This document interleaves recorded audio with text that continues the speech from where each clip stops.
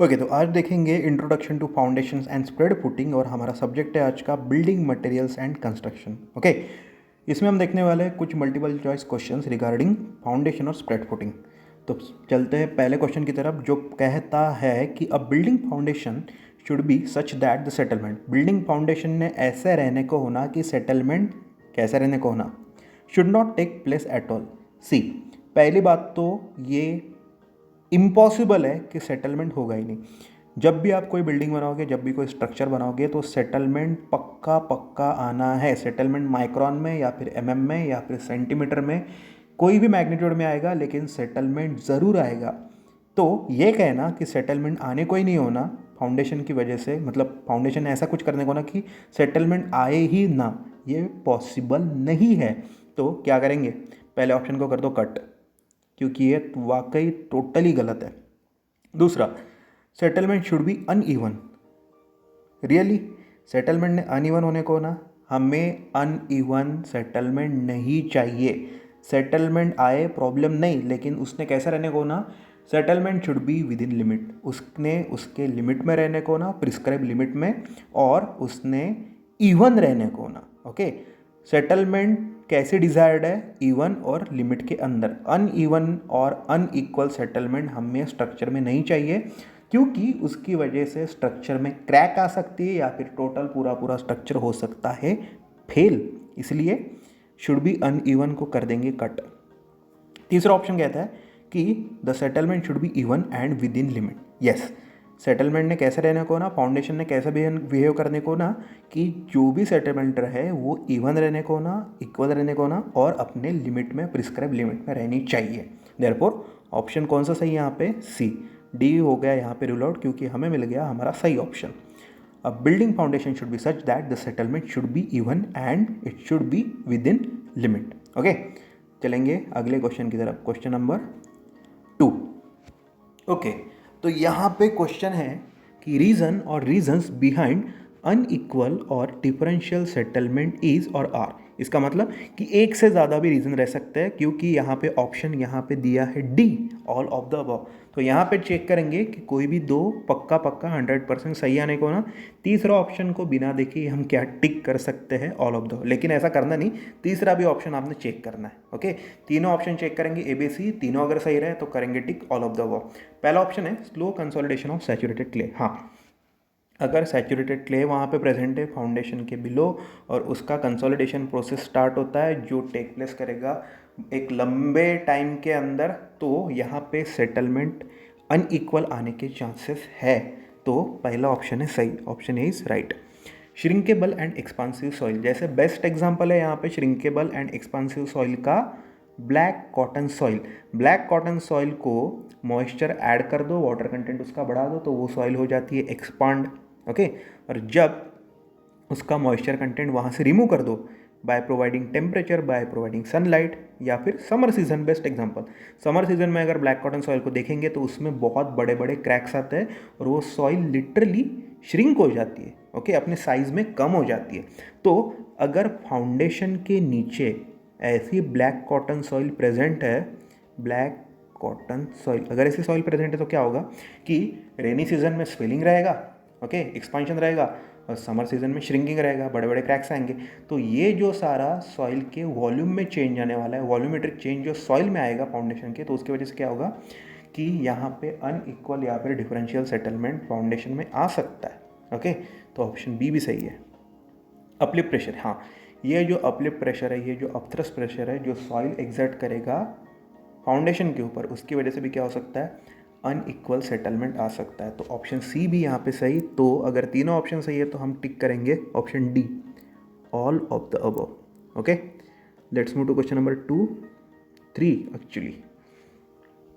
Foundation reduces the load intensity of super structure by. Okay, foundation load intensity को super structure के कैसे कम करता है। तो सबसे पहले यहाँ पे देखेंगे कि लोड इंटेंसिटी क्या है। लोड इंटेंसिटी को हम डिनोट करेंगे आई से, और I is equal to load divided by area. Load intensity या फिर सिंपली इंटेंसिटी को क्या बोलेंगे, लोड डिवाइडेड बाय एरिया। इसमें लोड का वैल्यू आप चेंज नहीं कर सकते। स्ट्रक्चर का जितना लोड आना है उतना तो लोड आना ही है, लेकिन आप चेंज क्या कर सकते हो कि फाउंडेशन के कांटेक्ट में एरिया कितना आपको देना है। अगर ज़्यादा एरिया करोगे तो ये बढ़ेगा डिनोमिनेटर, और डिनोमिनेटर अगर बढ़ गया तो कम हो जाएगा आई का वैल्यू, मतलब इंटेंसिटी कम हो जाएगी।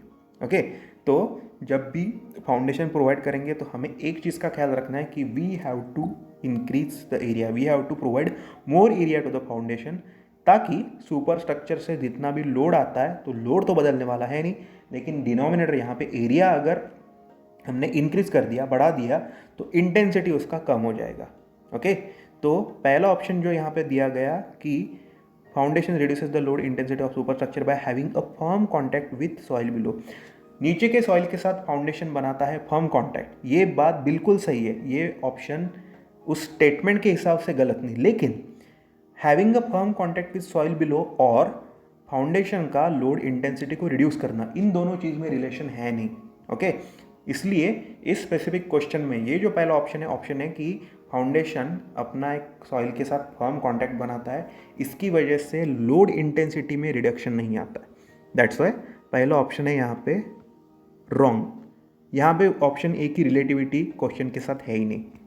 ओके, उसके बाद distributing the total load to large area. हाँ, अभी हमने जब देखा इंटेंसिटी क्या होता है, तो हमने यही डिस्कस किया कि अगर लोड को ज़्यादा एरिया पे हमने डिस्ट्रीब्यूट किया, डिसिपेट किया, तो इंटेंसिटी, लोड इंटेंसिटी हो जाती है कम। तो फाउंडेशन का यही काम है, फाउंडेशन फंक्शन ऐसे ही करता है कि वो डिस्ट्रीब्यूट करता है टोटल लोड को बहुत ज़्यादा एरिया पे। ओके, ऑप्शन बी यहाँ पे सही है। ऑप्शन सी देखेंगे, acting as a cushion for super structure. देखो, सुपर स्ट्रक्चर और सबस्ट्रक्चर और सुपर स्ट्रक्चर एंड फाउंडेशन, ये जो दोनों चीज़ है ये एक टोटल बिल्डिंग के टोटल स्ट्रक्चर के कंपोनेंट्स है। जो सुपर स्ट्रक्चर प्रोवाइड करता है यूटिलिटी, सबस्ट्रक्चर प्रोवाइड करता है सपोर्ट। तो सबस्ट्रक्चर कभी भी, कहीं पे भी, कौन से भी केस में एक कुशन करके काम नहीं करता। ओके, कुशन किसको बोलेंगे? फॉर एग्जांपल यहाँ पे आपने क्या किया, एक शू पहन लिया, जूता, तो जूते का जो सोल है वो एक कुशन जैसे काम करता है, it provides comfort to your feet. Okay, लेकिन वो लोड इंटेंसिटी कम करना या फिर आपके लोड को इफेक्टिवली नीचे डिस्ट्रीब्यूट करना, ये सारे फंक्शन तो नहीं करता ना। तो कुशन, ये वर्ड फाउंडेशन के लोड इंटेंसिटी कम करने के फंक्शन को जस्टिफाई नहीं करता है। ओके, देयरफॉर ऑप्शन सी भी गलत, ऑप्शन डी तो यहाँ पे रूल आउट हो जाएगा, क्योंकि हमें मिल गया सही option which is B, distributing the total load to large area. Okay, आगे बढ़ेंगे क्वेश्चन नंबर 4 की तरफ। A foundation provides lateral stability to structure against, lateral stability यहाँ पे समझ लेंगे क्या है। फॉर एग्जांपल ये है कोई हल्का सा स्लोप जहाँ पे आपने कोई स्ट्रक्चर बिल्ड किया, और इस स्ट्रक्चर को बिल्ड करते टाइम आपने फाउंडेशन यहाँ पे प्रोवाइड किया।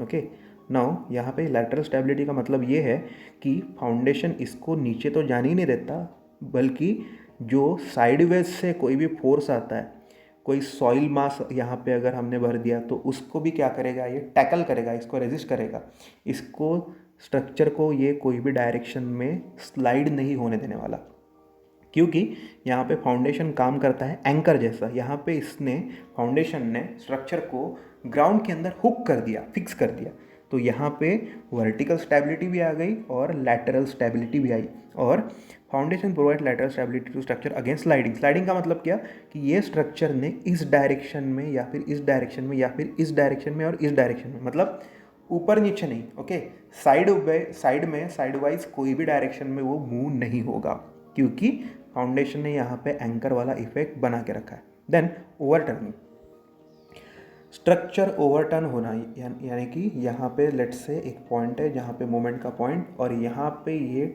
ओवरटर्निंग, कोई भी मोमेंट आता है, ओवरटर्निंग फोर्स आता है, टॉपलिंग एक्शन अगर होता है, ओके, टॉपल ओवर हो जाना मतलब कोई भी चीज़ लुढ़क जाना, तो ये चीज़ बिल्कुल भी रोल ओवर नहीं होने वाली, क्योंकि यहाँ पे फाउंडेशन अपना एंकरिंग इफेक्ट दिखाता है, लैटरल स्टेबिलिटी प्रोवाइड करता है फाउंडेशन अगेंस्ट स्लाइडिंग भी, ओवरटर्निंग भी, इसलिए सही ऑप्शन है यहाँ पे both of the above. Okay, इसके साथ बढ़ेंगे आगे।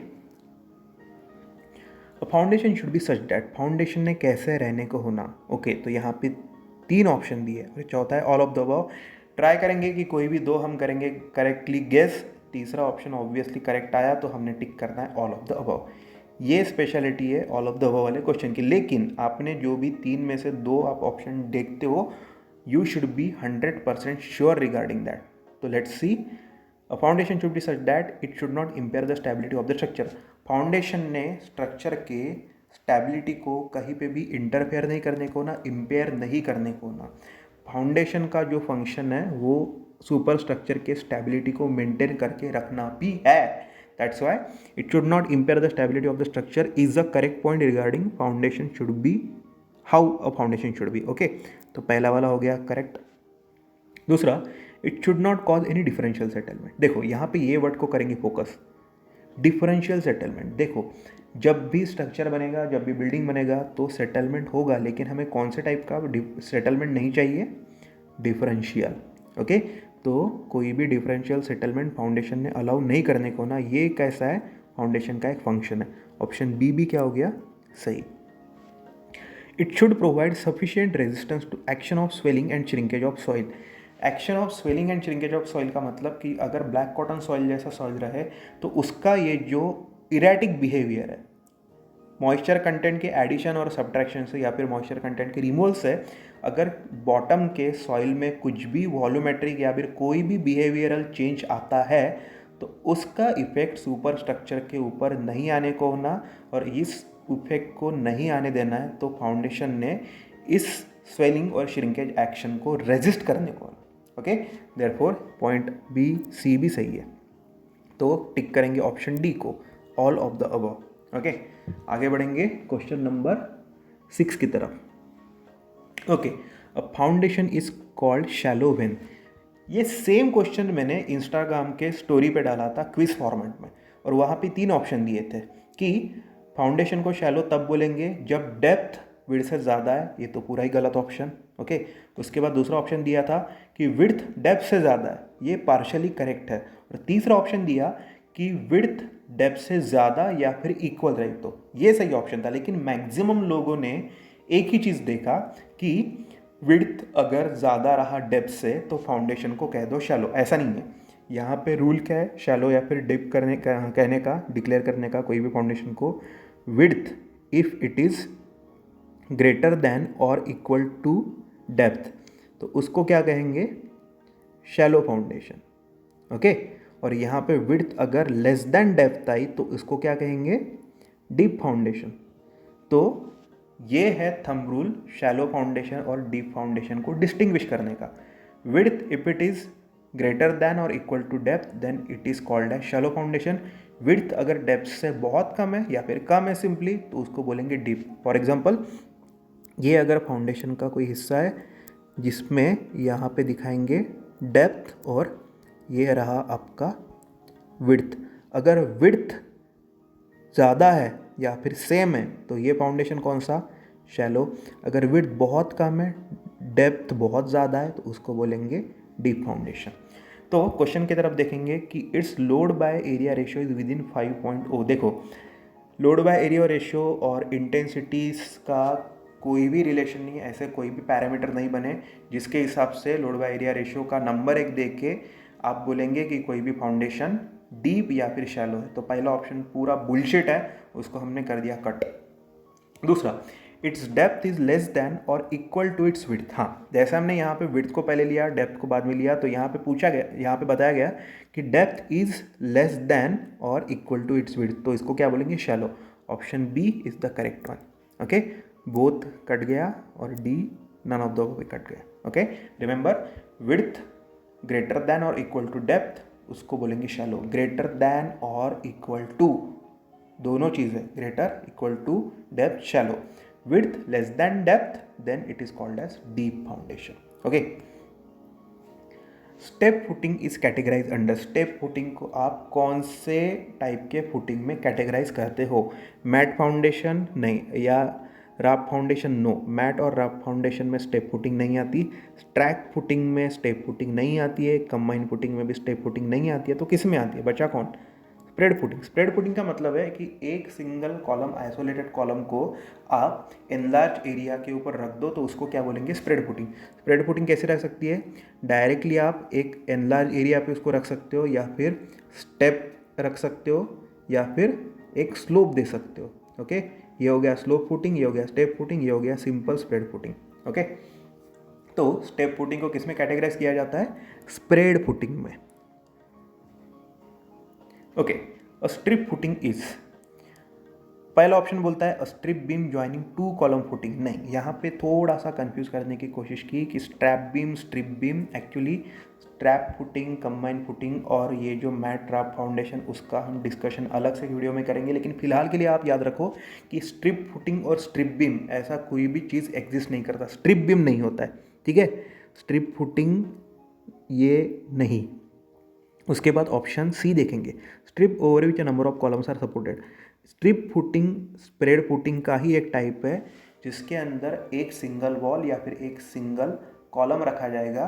स्पेसिफिकली स्ट्रिप फुटिंग में हम क्या करते हैं, we keep a wall over a strip of footing. Okay, जैसे ये रहा आपका वॉल, ओके, और ये रहा उसके नीचे का फुटिंग। ओके, इस फुटिंग को आप क्या बोलोगे? Strip footing. Okay, a spread footing for wall, simply a strip footing is what?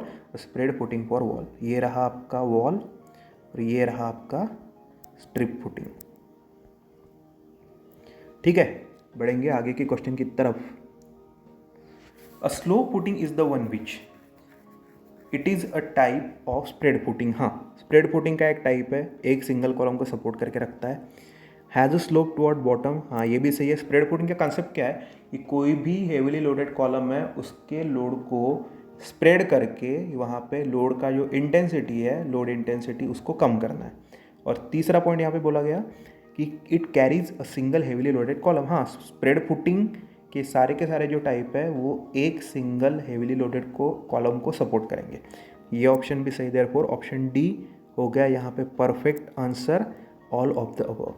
ये रहा एक कॉलम और उसके नीचे हमने प्रोवाइड करा स्लोप फुटिंग।